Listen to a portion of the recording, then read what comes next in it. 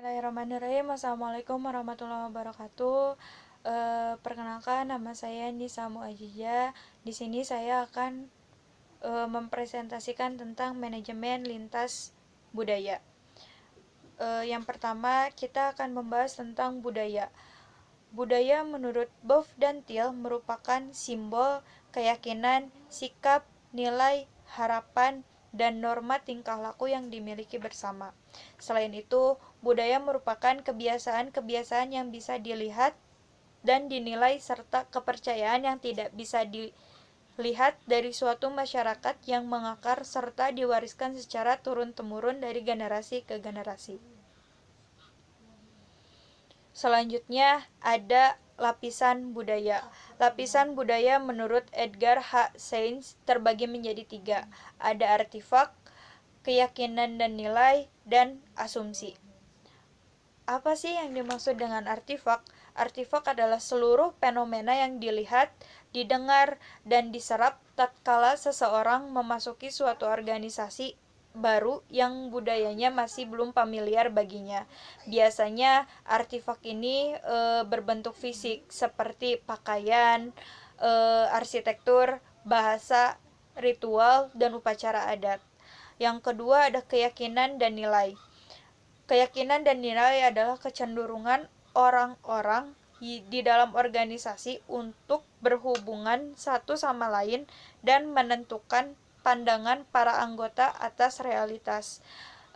Ini biasanya terjadi di suatu perusahaan atau organisasi seperti prestasi, independensi, toleransi, kreativitas, kesetaraan, dan komitmen.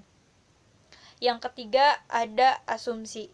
Asumsi adalah kepercayaan yang diterima secara taken of dread, merasuk secara dalam dan para anggota organisasi tidak lagi mempertanyakannya.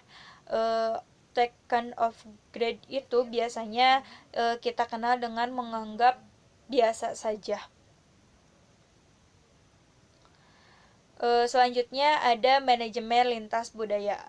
Manajemen lintas budaya saya akan bahas menjadi 5. Yang pertama konsep lintas budaya, yang kedua adaptasi budaya, yang ketiga gegar budaya, yang keempat kegagalan adaptasi budaya, yang kelima budaya kerja di beberapa negara. Yang pertama konsep lintas budaya. Apa itu manajemen lintas budaya?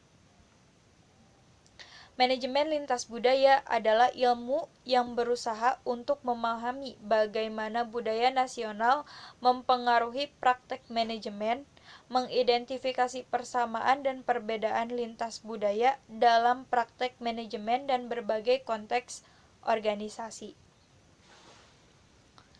Pada era globalisasi seperti ini, terdapat banyak perusahaan atau organisasi yang bersifat internasional. Tidak dapat dipungkiri, tentunya elemen-elemen dalam perusahaan itu sendiri yang terdiri dari berbagai macam negara, adat istiadat, suku bangsa, agama, dan watak. Selanjutnya ada cara pemahaman budaya. Cara pemahaman budaya terbagi menjadi 3. Yang pertama, mendirikan budaya baru untuk mengikuti budaya yang lama. Yang kedua, ada akulturasi atau penggabungan dua budaya menjadi satu. Dan yang ketiga, meninggalkan budaya yang lama untuk budaya yang baru. Selanjutnya ada model keberadaan budaya pada ilmu manajemen menurut para ahli. Di sini saya mengambil 2 model. Yang pertama, model Fromm-Rijchmann. Menurut Fromm-Rijchmann, budaya merupakan variabel utama dalam menentukan efektivitas manajerial dan organisasi. Dan yang kedua, Negandhi Prasad berpendapat bahwa filosofi of management adalah merupakan suatu variabel yang bersifat independen dan cenderung tidak mempengaruhi secara langsung oleh aspek budaya. Yang Selanjutnya, kita membahas tentang adaptasi budaya.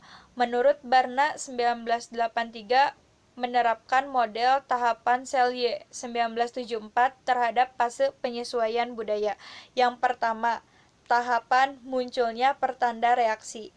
Tahapan yang kedua, tahapan perlawanan. Yang ketiga, tahapan kejenuhan. Apa yang dimaksud dengan tahapan munculnya pertanda reaksi? Pada tahap ini, para ekspatriat yang ditetapkan di host country mulai menunjukkan gejala-gejala reaksi terhadap kultur shock. Mereka mulai menunjukkan tanggapan terhadap budaya yang berbeda yang harus mereka adaptasi. Tahapan yang kedua ada tahapan perlawanan. Selanjutnya muncul sebuah tindakan-tindakan yang merujuk terhadap sebuah perlawanan dan konflik diri terhadap kebudayaan yang menyebabkan shock. Yang ketiga, tahapan kejenuhan. Ekspatriat yang telah mengalami konflik akan mendapati rasa jenuh dan letih akan budaya yang baru yang tidak dapat mereka adaptasi. Rasa letih ini bisa berupa letih fisik atau letih rohani. Tahapan-tahapan tersebut biasanya akan dialami oleh karyawan atau calon karyawan yang akan bekerja di satu negara atau di suatu negara. Selanjutnya ada gegar budaya atau culture shock. Gegar budaya adalah merupakan istilah yang digunakan untuk menggambarkan perasaan terkejut, gelisah, keliru yang dirasakan apabila seseorang bersentuhan dengan kebudayaan yang berlainan sama sekali, seperti ketika kita berada di satu negara asing. Perasaan itu timbul akibat adanya perbedaan dan kesukaran dalam beradaptasi dengan budaya baru. Gegaran budaya dapat mencangkup aspek yang ada di dalam kehidupan sehari-hari, seperti makanan, cara berpakaian, harga barang, dan lain-lain. Semakin berbeda budayanya, semakin parah efek yang ditimbulkan. Bagaimana cara mengatasi gegar budaya?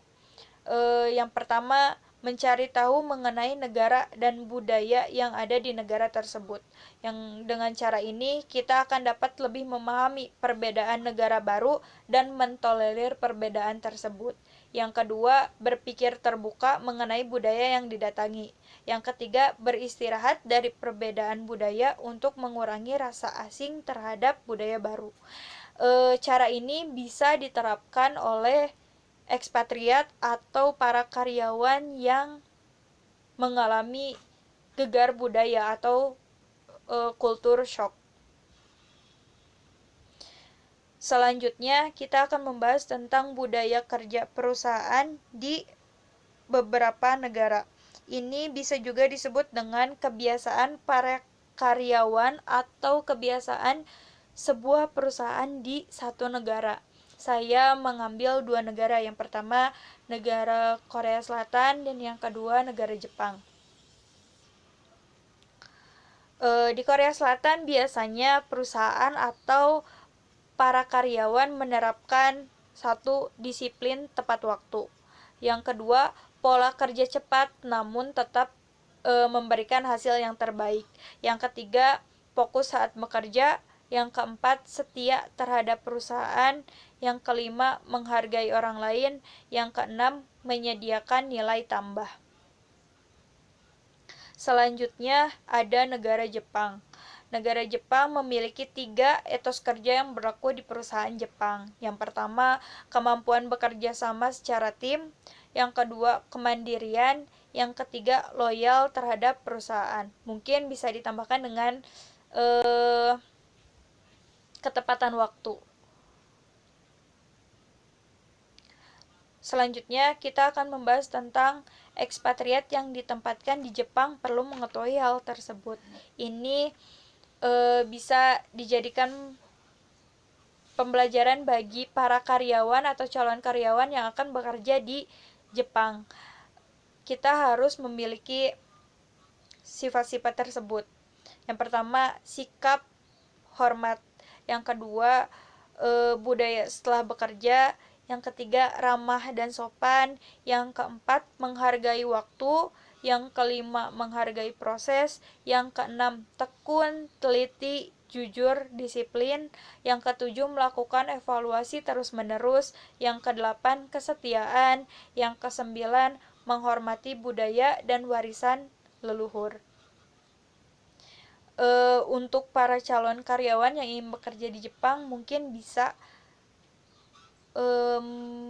belajar bagaimana kita bisa menyesuaikan dengan perusahaan Jepang atau para karyawan di sana.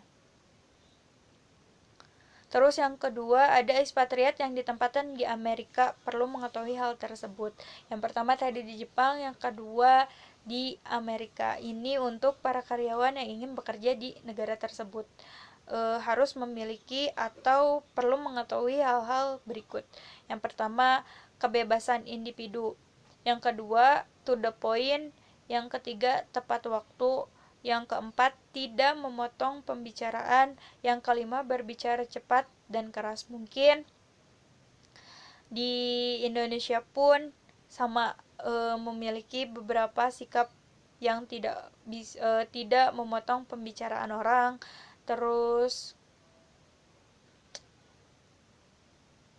to the point dan lain sebagainya. Itu bisa dilihat atau bisa dipelajari oleh calon karyawan yang ingin bekerja di luar negeri atau di tadi beberapa negara seperti Jepang, Korea Selatan, dan Amerika. Selanjutnya kita akan membahas tentang pengelolaan lintas budaya. Pengelolaan lintas budaya dapat dikarakteristikan menjadi 5 model. Yang pertama, ada predisposisi etnosentris, yang kedua predisposisi polisentris, yang ketiga predisposisi regiosentris, yang keempat predisposisi geosentris, yang kelima imperatif globalisasi. Pendekatan-pendekatan yang berbeda membentuk bagaimana perusahaan beradaptasi dan menyesuaikan tekanan budaya di seluruh dunia. Apa yang dimaksud dengan predisposisi etnosentris?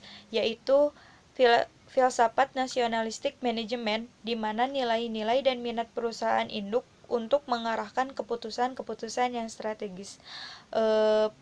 Yang kedua, predisposisi polisentris yaitu filsafat manajemen di mana keputusan strategis disesuaikan dengan budaya negara-negara di mana perusahaan multinasional beroperasi.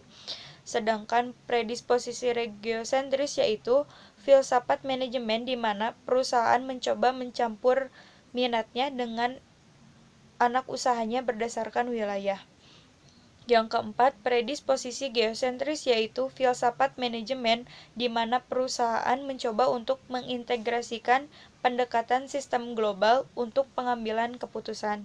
Dan yang kelima, imperatif globalisasi yaitu keyakinan bahwa salah satu pendekatan di seluruh dunia untuk menjalankan bisnis kuncinya adalah efisiensi dan efektivitas.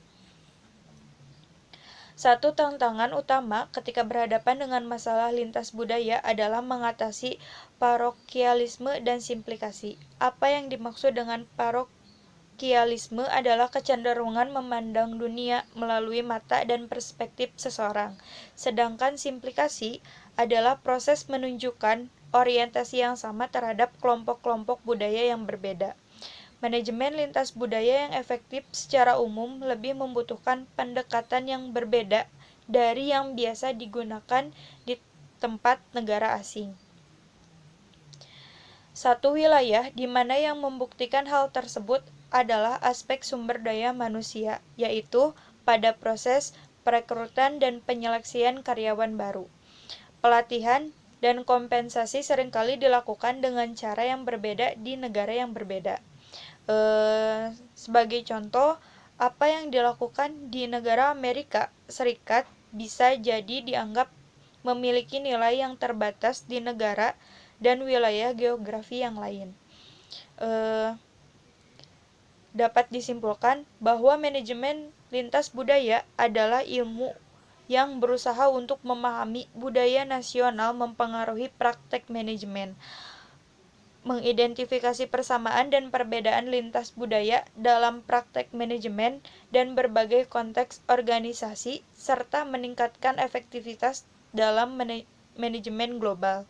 Setiap perusahaan harus mempelajari ilmu manajemen lintas budaya yang bertujuan untuk dijadikan perbandingan atau tolak ukur tentang perusahaan mereka sendiri. Sekian presentasi dari saya. Assalamualaikum warahmatullahi wabarakatuh.